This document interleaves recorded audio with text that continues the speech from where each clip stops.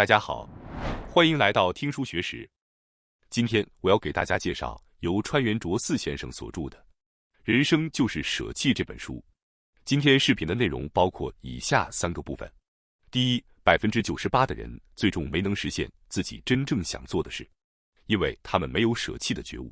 第二，请清晰描绘理想生活的模样，对那些摸起来无法让您心动的物品，果断舍弃。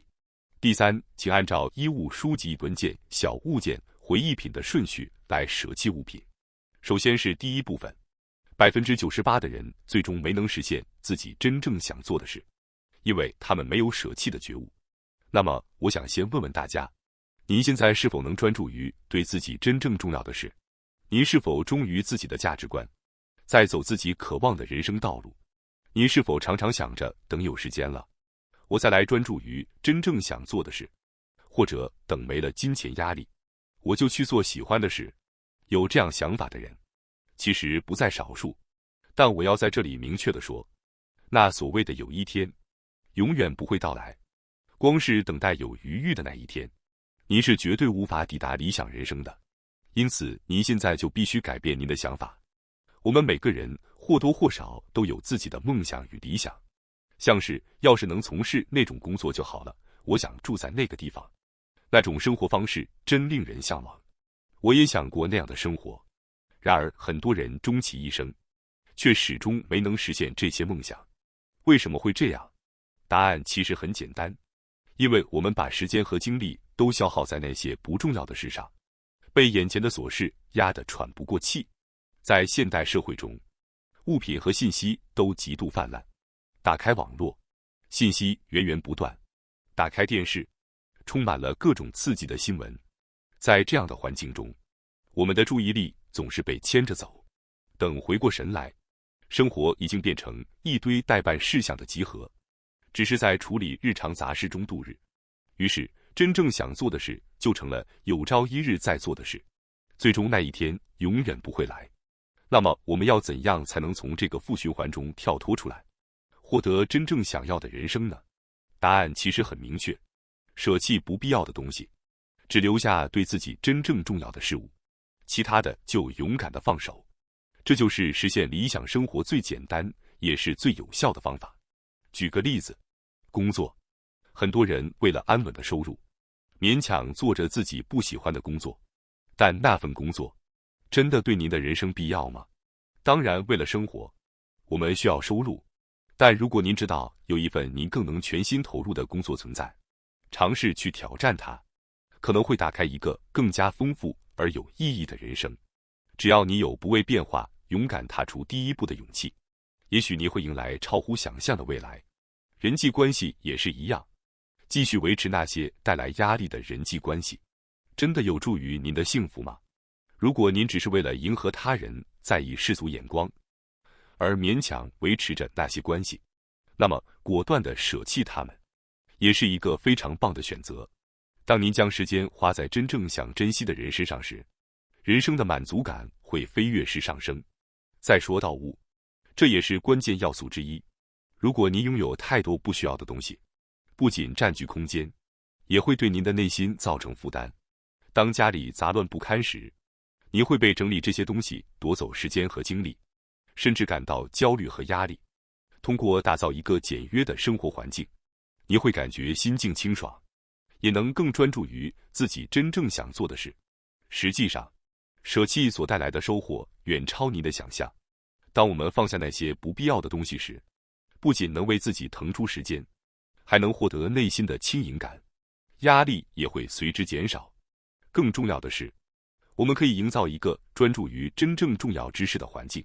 这样一来，原本总有一天想做的事，也能变成现在就可以去做的事。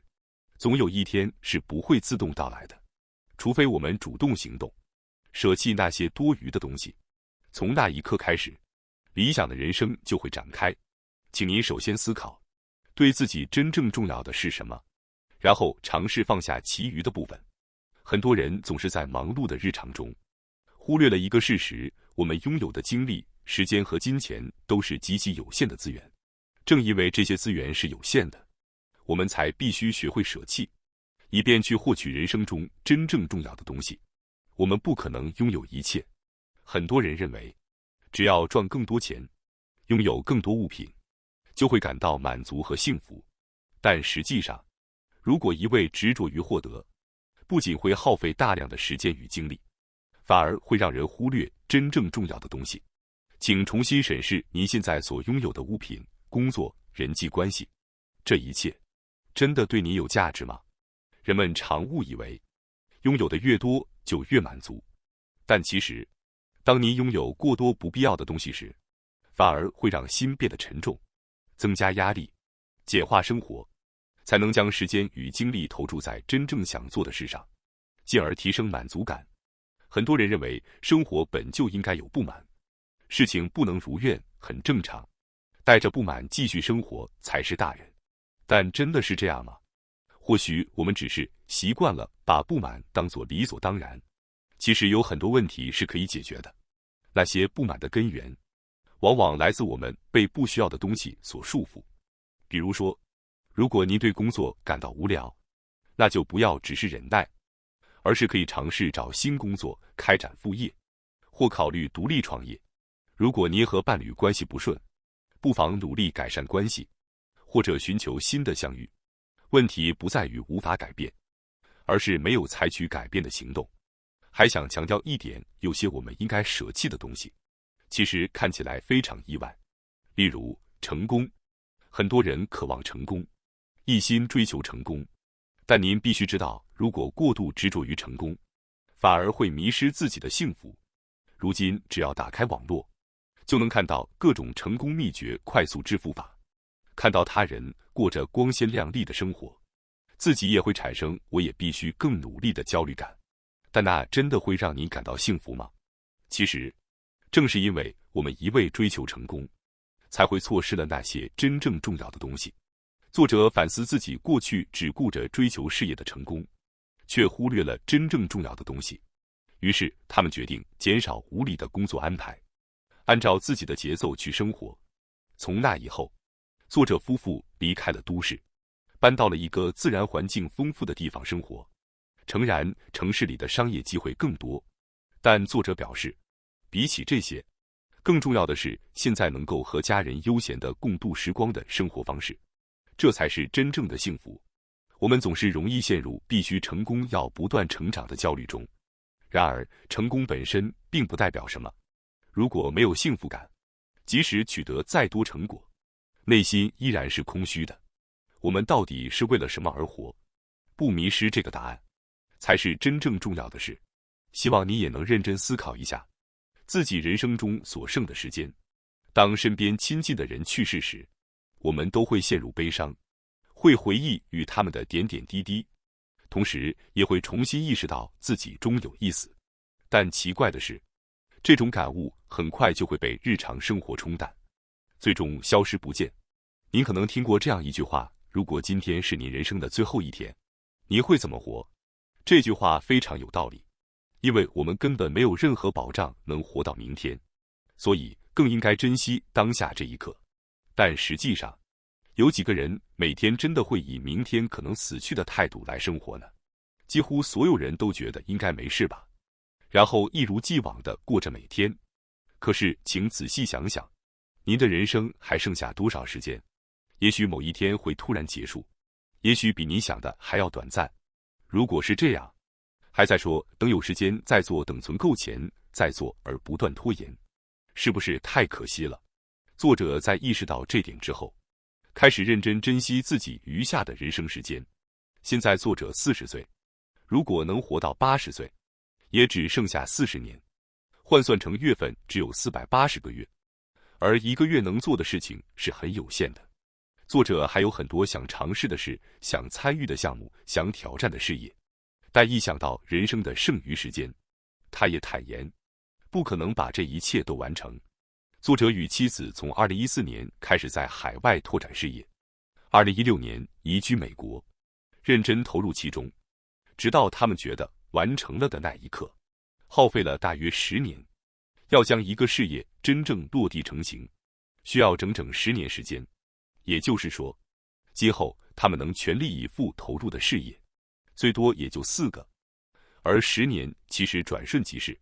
正因为如此，作者已不再犹豫，只做自己真正想做的事，为了实现梦想而行动，别无选择。您的时间同样是极其有限的，不要回避这个现实。接下来是第2部分，请清晰描绘理想生活的模样。对那些摸起来无法让您心动的物品，果断舍弃。我想为大家精心介绍2种具体丢弃物品的方法。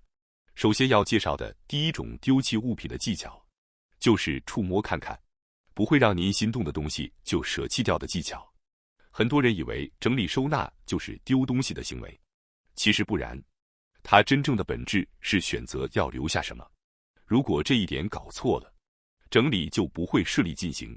例如已经过期的优惠券或坏掉的手机壳，我们不加犹豫就能扔掉，因为它们的使命已经结束，向它们道谢后放手即可。但当我们真正开始收拾家中的东西时，很多人会突然停下手来，因为眼前是一些没有明确舍弃理由的东西。这种时候，我们常常会想，这个还能用吧？结果一边犹豫，一边浪费了时间。那么，我们到底是为了什么而整理？答案是，为了创造出余白空间与心理上的余裕。整理的目的不是单纯的丢东西，而是为了让我们只被真正重要的东西所围绕，营造一个舒适的生活环境。所以，如果只是为了赶快丢掉而行动，反而会让人更加犹豫不决。此时，重要的是选择要留下什么的思维方式，不是去想要扔掉什么，而是思考我真正重视什么。而判断的标准，就是是否让您心动。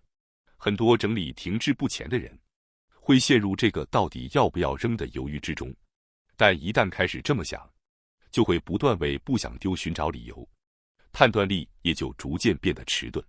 因此，关键在于问自己，这个东西会让我感到幸福吗？一旦这样思考，答案往往就会自然浮现。这种用心动感受器判断的方法，不只是用脑思考，而是要实际去触摸物品。当您拿起一样东西，可能会觉得哇，我喜欢这个，也可能只是差不多可以放手了吧。这就是您内心真实的感受。相信这种感觉，才是整理的本质。每天被物品包围的生活，其实在不知不觉中塑造了我们的人生方式。也正因为如此，选择留下什么其实是决定未来人生的行为。喜欢的衣服，钟爱的数码产品，一直想读的书，看到它们如果心动，那就留下吧。但如果它们只是理所当然的被摆在那里，那就果断放手试试看。这种判断其实非常简单，是否让您心动，仅此而已。但重要的是，一定要实际去触摸物品，光是用眼睛看，是做不出判断的。现在，请您试着拿起身边的物品，感觉如何？有没有一点点心跳加速的感觉？还是觉得没有也没关系？就这样，与自己的内心对话，就是迈向理想生活的第一步。据说，我们每个人平均拥有1万到2万个物品，而用这种留下让您心动的东西的方法，就意味着要一个个去拿起来判断。整理，不只是让家里变整洁的行为，而是一次重新审视自我价值观，决定今后人生走向的过程。面对曾经的自己所选择的物品，重新询问今后是否还需要它，而舍弃不需要的东西，就是为迎接新的未来做准备。这才是真正有意义的整理。所以，请相信自己的感觉，您的内心其实早已知道答案。接下来第2个要介绍的丢弃物品的技巧，就是清晰描绘理想生活的画面。想要成功整理，不是只要减少物品就行了，最重要的是明确您在整理之后，想要获得什么样的理想生活。如果没有明确的目标，整理的动力就不会持久。所以，首先要做的是把自己真正想要的生活具体的描绘出来。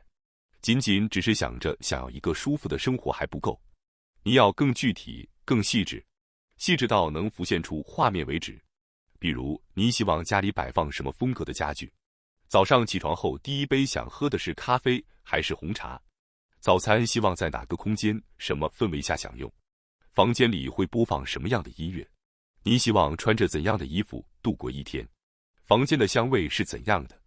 把理想生活细节描绘到这个程度，才能真正明确您内心所追求的生活方式。如果您还无法清晰地想象出理想的生活，可以试着翻翻室内设计杂志，或者参考一下电影中的某个场景，这些都是很推荐的做法。反过来，去思考自己绝对讨厌的事物也是一个方向，可能会成为您发现自己真正追求之物的线索。当您能描绘出理想的生活之后，接下来是第3部分，按照衣物、书籍、文件、小物、回忆物这一顺序进行整理和舍弃的主题。很多人在开始整理时，总是会遇到这样的情况，本来是要整理衣服的，但不知不觉翻起了旧文件，接着又开始摆弄小东西，结果时间悄悄溜走，整理没完成，最后还是想着改天再说吧而放弃了。其实整理是有一个正确顺序的，只要遵守这个顺序，整理就会变得非常顺利。首先从衣物开始，是因为判断起来最容易，喜欢的衣服一眼就能看出，而穿旧了的也比较容易决定舍弃。衣物是贴近皮肤的物品，所以在触感上能立刻感受到是否让人心动，做判断比较轻松。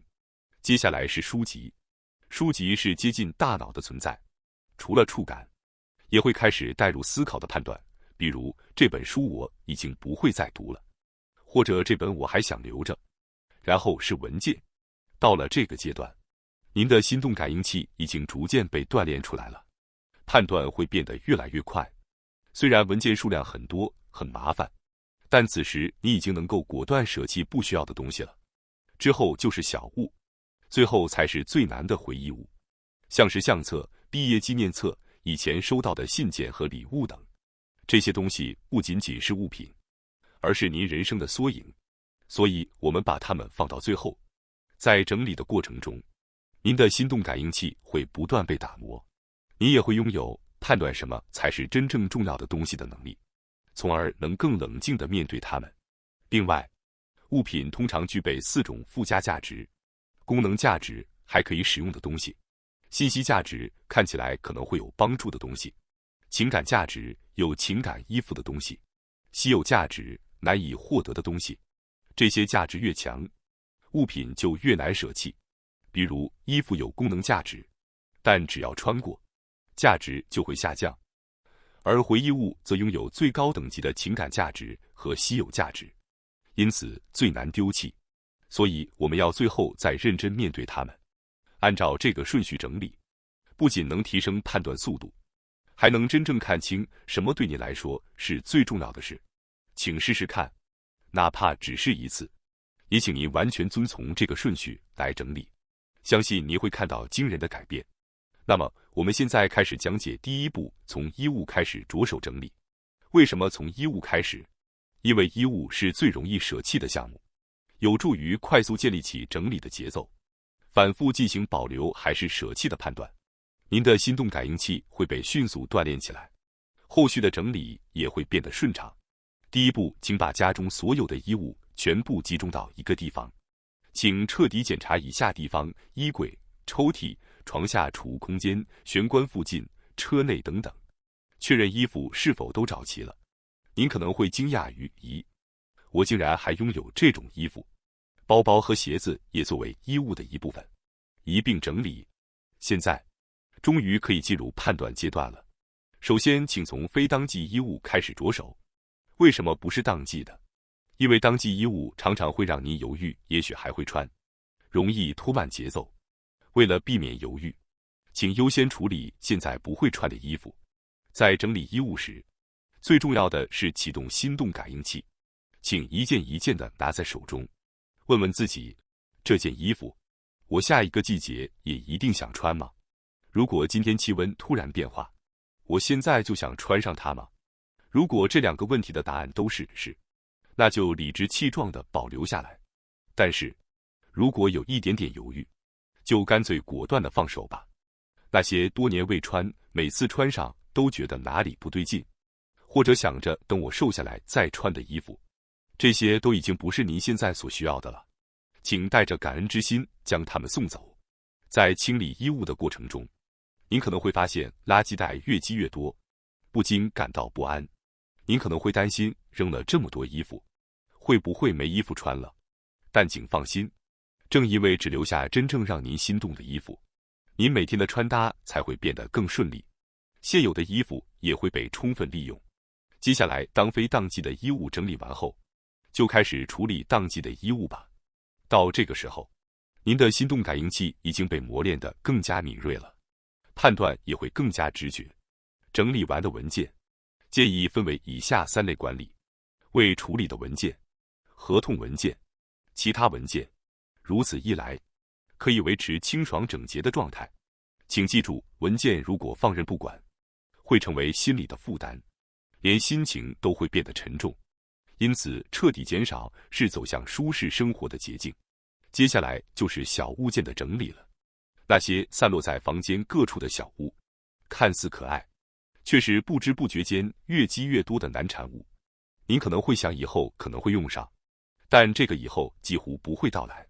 因此，小物也请以是否心动为判断标准，果断的舍弃不需要的东西，尤其是以下这些特别难扔掉的项目：小礼物、没用过的电源线、化妆品样品、赠品、纪念品、电器的包装盒等等。这些大多其实并没有在使用，只是在占据空间。最重要的是，只留下能让您的生活更舒适的东西。当您把小物整理完，眼前的世界将变得清爽的让人想跳舞。当您完成了从第1个衣物到第4个小物的整理之后，最后请面对整理过程中最具挑战的项目——回忆品。所谓回忆品，包括日记、情书、纪念品、照片等。这些虽然没有实际的用途，但拥有高度的情感价值和稀有价值，因此人们在丢弃时往往会感到很大的抗拒。但请记住，即使您放下了这些物品，回忆本身仍会保存在您的心中。所以，请安心认真地进行选择与取舍。在这里，整理的基本规则也没有改变，我们仍然以是否怦然心动为标准，倾听内心的声音，尽可能地将物品浓缩到最小限度。在处理完衣物、书籍、文件、小物件之后，您的怦然心动感应器已经变得非常敏锐了。请相信自己的直觉去做判断，特别是照片，是最难处理的，因此建议把它们放到最后再整理。如果照片还放在相册里，是很难做出准确判断的。请把所有照片全部拿出来，一张一张地拿在手中，仔细确认这张照片是否让您怦然心动。照片大致可以分成2类，一类是在拍摄瞬间您感到喜悦的照片，另一类是光是拿在手中就能让您心动的照片。前者往往已经完成了它的使命，因此要谨慎挑选保留与否。一旦您完成了回忆类物品的整理，会惊讶地发现内心变得轻松了许多，意识也更加清晰了。如果您真的觉得回忆物品舍不得扔，觉得很痛苦，扔不下手，那不妨先拍照存档，然后再舍弃实物。即便实物不在了，数据以照片的形式保存下来，对于大多数人来说已经足够了。而且这种可以随时回看的安心感，也会让您更容易放手。我要再次强调，整理并不是丢东西的行为，而是打磨自己生活方式的行动。当您能放下那些不再需要的东西时，您真正的人生也就开始了。毫不夸张地说，这是真正转变的起点。谢谢您听我讲到这里。整理并不只限于丢弃物品而已，它也包括舍弃那些你已经不需要的人际关系、金钱焦虑、信息噪音、固有观念、执念、虚荣、学历等，还有已经不再必要的成长，乃至过去的自己。当您逐步剔除这些不需要的东西后，您的人生将变得令人震惊的清晰。为了获得真正想要的人生，舍弃是绝对必要的第一步。那些杂乱无章的废物，那些您仅仅因为习惯而继续维持的生活方式，那些只是好像应该保持联络的人际关系，只要您还被这些东西束缚，就绝对无法获得理想中的人生。接下来，我想说说作者在这本书中最想传达的一句话，那就是，请好好珍惜您人生中最重要的东西。对作者来说，最重要的东西就是您的生命。这有限的生命，您要用它来做什么？我们是否该更认真地思考一下呢？什么会让您怦然心动？您真正想做的事是什么？然后全力以赴地去生活，那才是最棒的人生。在这里，我想建议您试着制作一份人生愿望清单，所谓就是在死之前想要完成的事的清单。重点在于，不是应该做的事，而是想做的事。别管他人的期待，也别被社会的义务感绑架，请只写下那些您发自内心真正想做的事情。例如世界旅行、学滑雪、吃遍各地美食，什么都可以。当您把这些死前想做的事写出来时，您真正想过的人生将清晰地浮现出来，然后朝着那个方向去生活，其他一切多余的东西统统舍弃，那才是真正自由又幸福的人生。说实话，只要您在向着那个目标前进，您或许根本不会再为人生烦恼了。所以，请一起舍弃那些不需要的一切吧，然后一起走向那个自由又怦然心动的人生吧。感谢大家收看今天的节目。如果你喜欢我们分享的内容，记得点赞、订阅并开启小铃铛通知，第一时间获取我们的更新。在下次的节目中，我们将继续为大家分享更多有益的书籍。再次感谢大家的支持，我们下期再见。